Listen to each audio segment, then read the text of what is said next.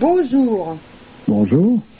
Alors, d'après ce que tu as dit à la fin de la vidéo précédente, tous égaux, l'homme a depuis sa création tout un éventail de possibilités, de potentialités, de choix, le tout contenu dans ce que l'on nomme les principes fondamentaux, les attributs divins en quelque sorte, régis par le principe suprême, Dieu, et que c'est lui, donc l'homme, par son discernement, qui a mené de main de maître toute son histoire par la façon dont il a vécu son destin. Donc tu as donné l'exemple du soleil comme potentialité, il nous donne la chaleur, la vie sur Terre, mais on peut aussi se laisser cramer au soleil et en mourir. Oui, ben c'est ça, c'est-à-dire que j'ai donné le soleil comme symbole, parce que évidemment le soleil n'est pas le principe, le soleil visible il n'est jamais, il est le reflet du soleil principe déjà, tu vois, j'entends il faut aller... C'est-à-dire, il y a toute une hiérarchie dans ce domaine-là, les principes ne sont pas manifestés, mais pour pouvoir en parler, on est bien obligé d'utiliser des symboles et de faire une analogie tout le temps. Alors le soleil principe, tu peux en le dire soleil, c'est celui qui est à l'origine du fait que le soleil qui brille soit là. Voilà. Souvent, c'est comme ça que les choses vont. Tu veux dire qu'il y a le soleil... Alors Tu veux dire qu'il y a le soleil non manifesté, donc le soleil principe, et le soleil manifesté que l'on voit, nous, bien sûr. Dans le monde visible. Bien sûr. Ce soleil manifesté, il est le symbole de la lumière et de la chaleur. Oui, ça tu l'avais dit. Voilà, mais c'est donc lumière et chaleur en tant que principe. Et inévitablement, sa manifestation se manifeste sous la forme d'une lumière qui correspond à la création et d'une chaleur qui correspond aussi à cette création. Mais évidemment, voilà comment il est manifesté, comment qu'on le perçoit. Et tu avais dit que lumière et chaleur symbolisaient aussi amour et connaissance. Oui, connaissance et amour, bien sûr. Bien sûr. D'ailleurs, il reste des briques dans le langage où on parle de « j'ai eu une lumière » ou quelque chose de chaleureux qui correspond bel et bien à cet amour et cette connaissance. Voilà. Alors effectivement, la perception directe de cette connaissance fondamentale, elle est perçue par l'intuition intellectuelle de l'homme. Voilà. Ouais. Mais il y a évidemment une tendance de la loi de la pesanteur, pour reprendre quelque chose qu'on peut comprendre, qui tire constamment par en bas aussi. Et l'homme est donc obligé, dans quelque sorte, de faire un effort pour maintenir son état d'apesanteur, si on voudrait parler comme ça. Et cet effort, il est simplement, c'est pas un effort comme un effort de soulever je ne sais quoi, c'est de ne pas perdre de vue, c'est de se tenir fermement après le fil d'Ariane. Voilà.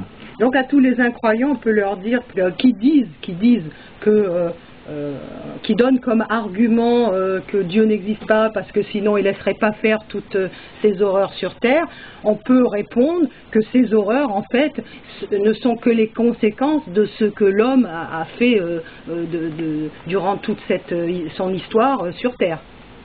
Oui, puis c'est pas compliqué par symbole, même tout proche de nous, de voir l'inanité des arguments, de dire que si Dieu existait, il ne laisserait pas faire ceci ou cela. Genre, quand on voit un gamin en train de faire une bêtise, on pourrait dire si ses parents existaient, ils ne permettraient pas que cet enfant fasse une bêtise. J'entends, c'est ridicule en soi, cette histoire, c'est-à-dire c'est placer les choses d'une manière complètement arbitraire. Et pour en arriver à ce côté arbitraire, il a fallu donc instruire les gens dans le sens de les pousser en somme dans le vide, dans le ravin. Là. J'en reviens aux écoles, n'est-ce pas? Oui. Voilà, c'est ça, c'est qu'on n'apprend pas à des enfants à vivre à l'école. On leur apprend à fonctionner par rapport à un processus, un système. Oui. C'est rien d'autre, il ne faut pas aller chercher midi 14 heures. Oui. Il n'y a pas besoin d'avoir inventé la poudre pour voir ça. Hein. On le voit, c'est gros comme une maison. Et donc ce discernement, on peut l'aiguiser grâce aux connaissances de la métaphysique? Simplement, le discernement, il est là, il n'y a pas besoin de l'aiguiser, c'est pas une gymnastique intensive pour faire des championnats, c'est simplement cette soumission au principe fondamental en connaissance de cause qui fait que toute chose nous arrive directement de lui. On est obligé chaque fois, quoi qu'on voie, quoi qu'on entreprenne, quoi qu'il nous arrive, on est obligé d'aller s'en référer à lui, puisque lui seul sait de quoi il s'agit, donc c'est à lui seul qu'il faut demander. Oui, mais tu m'as dit que il y avait eu un travail de longue haleine qui avait été fait dans le sens contraire, donc il va falloir se déshabituer, se déprogrammer de tout ça.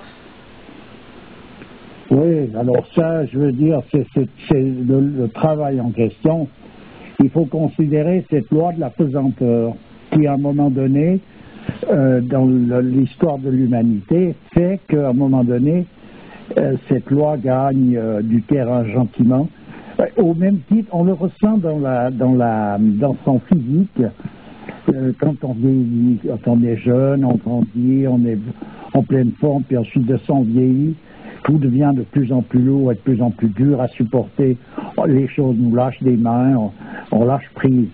Eh bien, c'est la même histoire qui est arrivée à l'humanité dans son ensemble. Ça fait partie du décor, ça. Ce qui veut dire que on ne va pas culpabiliser les choses ou les hommes d'avoir fait ceci ou cela. Ce qu'il faut savoir, c'est simplement que l'homme, il faut qu'il se cramponne constamment après ce fil d'Ariane qui lui est offert à n'importe quel moment de la vie, et même quand il a plus de force, ce fil d'Ariane continue de le maintenir. Il a plus besoin. L'effort est proportionné aux possibilités qu'il a de faire un effort. Dieu est la justice en tant que telle, donc il ne va pas demander un effort plus grand que ce que l'on est capable de donner. Et ce fil d'Ariane, il symbolise quoi? La voie qui nous conduit? Il symbolise le lien que l'on a avec le principe. Oui. C'est ce lien. Le lien, c'est qui nous relie à Dieu. Voilà. Mais ça peut symboliser aussi le chemin que l'on prend pour y arriver? Pour arriver jusqu'à lui? Bien sûr, bien sûr, oui. Mais plus facilement le lien que l'on a, parce que le chemin, tu vois, comme pour en venir au labyrinthe du Minotaure, il y a le labyrinthe, puis il y a le fil d'Ariane. Ah d'accord, oui. Voilà. Effectivement. Donc le chemin, c'est ce labyrinthe, et le fil d'Ariane, c'est ce qui nous permet d'aller de sortir de ce labyrinthe par le haut. Ou si on l'a pas, on se fait engouffrer, manger par le Minotaure. Ouais, oui. C'est des symboles qui ont été faits. Les personnages de l'époque de cette mythologie ont exprimé parfaitement bien ces choses-là. Après, j'ai été pris de manière arbitraire, mais comme tout, hein. Tout est parti en cannelle. Hein. Il ne faut pas oublier que quand le prophète est venu détruire les idoles qui étaient à la Kaaba, c'est simplement parce que les personnages, ces idoles étaient représentatives de quelque chose, puis ils ont pris cette représentation pour la chose en elle-même. Oui. Voilà. Donc à un moment donné, donc la dégénérescence t'amène à prendre des vessies pour des lanternes. C'est comme quand on vient vieux, la vue baisse, quoi. Donc on pourrait dire que par exemple tous les avatars devant lesquels les hindous se prosternent, à une époque, ils avaient tout leur sens, alors qu'avec la dégénérescence de l'homme et de tout ce qui se passe sur Terre, c'est devenu aussi des supports qui ont pris la place de Dieu dans la vie des hommes, dans la vie des hindous. Oui, puis la tradition de l'Inde est encore particulière dans le sens que cet aspect sentimental n'existe pas, mais il y a une autre torsion qui se produit, ce qui veut dire qu'elle a une sorte c'est une analogie à ça, effectivement. C'est-à-dire? C'est-à-dire qu'ils n'ont pas, ils ont pas le côté, il n'y a pas de religion là-bas. Alors, il faut comprendre, c'est difficile à comprendre pour un occidental, ou même pour un homme de religion. C'est difficile de comprendre que l'hindou n'a pas de religion. Oui. Faut faire la différence, faire la nuance, là. C'est une tradition purement métaphysique, donc une connaissance de principe. Et on agit parce que c'est comme ça qu'il faut faire. C'est-à-dire que le bien et le mal devient simplement le vrai et le faux. Oui, mais tu m'avais dit que tout hindouiste croyait quand même au principe suprême, donc à Dieu. Mais c'est pas qu'il croit, c'est qu'il le sait. Voilà, c'est qu'il le sait. Alors il le sait plus ou moins, parce qu'un savoir, on l'a aussi plus ou moins, et comme une croyance. Mais une croyance, c'est quelque chose où on ne peut pas saisir de quoi il s'agit, mais on y croit. Tandis que dans une connaissance, on voit bien de quoi il s'agit, mais on ne s'est pas dit qu'on maîtrise cette connaissance. Voilà. Donc, tu voudrais dire que nous, on a la croyance et eux, ils ont la conviction?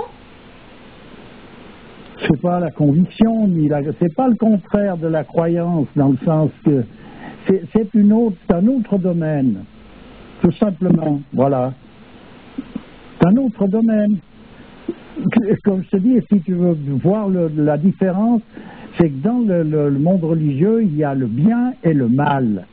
Et dans le monde d'ordre qui n'est pas d'ordre religieux, comme en Inde, c'est le vrai et le faux.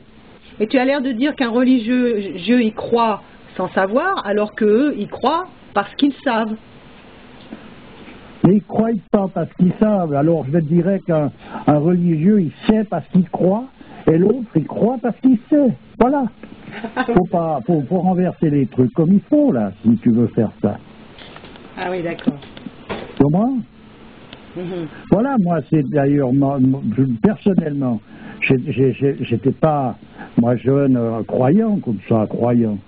On m'a enfilé dans des histoires religieuses, ça m'a pas plu du tout, j'étais même un renégat, parce que qu'est-ce que tu veux croire? J'ai rien à croire. Mais actuellement, bien sûr que je crois, mais je peux pas faire autrement. À partir du moment où tu sais quelque chose, bien sûr que tu y crois. Oui, oui. Tu vois? Et puis le fait d'y croire t'amène aussi à le savoir.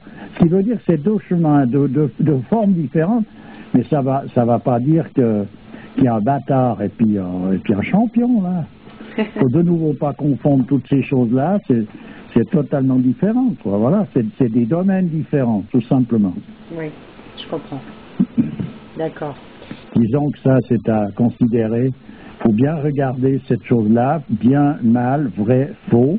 Et puis ensuite de ça, sur un même plan, regarder ce que l'on estime vrai et faux, et regarder où on le situe dans bien et mal. Et puis essayer de voir une nuance. Mais après, c'est aussi des dispositions, c'est avant tout des dispositions personnelles qui font qu'il y a des personnages qui doivent comprendre les choses d'une manière et d'autres d'une autre. Et puis voilà, c'est pour tout le monde la même chose dans le sens du but final, mais c'est pas pour tout le monde la même chose dans le sens du cheminement. Oui, ça c'est clair. D'ailleurs, raison pour laquelle il y a une diversité de traditions. Il n'y a pas un point. C'est unique fondamentalement, comme tout le monde, tous les hommes religieux veulent toujours dire qu'il n'y en a qu'un, quel vrai, comme les chrétiens récemment là qui sont sur Internet, où il n'y a que le Christ qui est Dieu lui-même et qu'il n'y a que lui qui peut sauver. D'accord, mais ce que lui en question se manifeste de différentes manières pour les uns ou les autres, et puis c'est toujours lui, c'est pas un autre. Oui. Mais simplement, c'est pas la manifestation en elle-même à laquelle il faut se tenir. C'est l'histoire du doigt qui montre la lune. Finalement, l'homme a réduit Dieu à quelque chose de très petit. Ah ben, il en fait quelque chose qui correspond à ses limitations. Ses tendances, ses limitations. Bien sûr, parce que ça, il y a toujours d'ailleurs, pour pouvoir le côtoyer à un certain niveau, il y a un moment donné, tu es obligé d'y aller, mais en croyant, il est aussi là.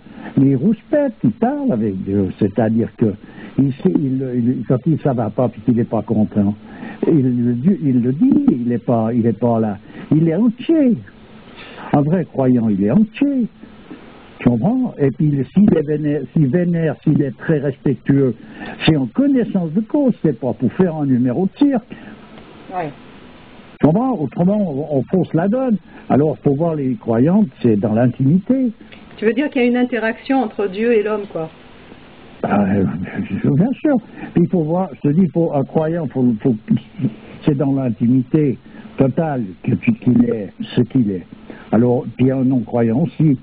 Donc après, faut aller voir là, sûrement. Pourquoi un non-croyant aussi? J'ai pas compris. Parce qu'un non-croyant, prétendument non-croyant, ou un non-croyant et un croyant, à un moment donné, c'est vraiment intime, cette chose-là.